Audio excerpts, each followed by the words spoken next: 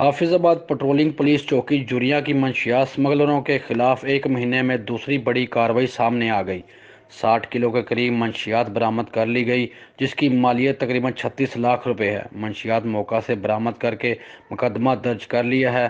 بین الاضلاعی منشیات اسمگلر پشاور سے بھاری منشیات لاہور، خانے وال، ملتان، قصور اسمگل کرنے کی کوشش میں پکڑے گئے۔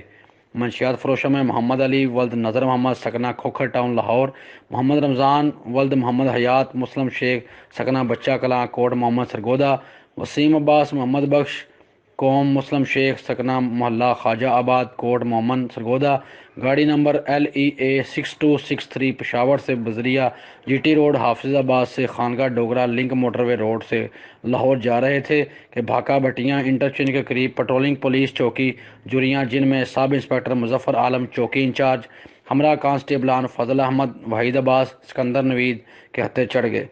مشکوک جان کر گاڑی کی تلاشی لی گئی تو 1.5 من کے قریب افیون اور چرس برآمد کر کے مقدمہ درج کر لیا گیا ہے۔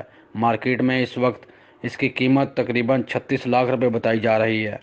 ثاقب جمال، آپ تک نیوز، حافظ آباد۔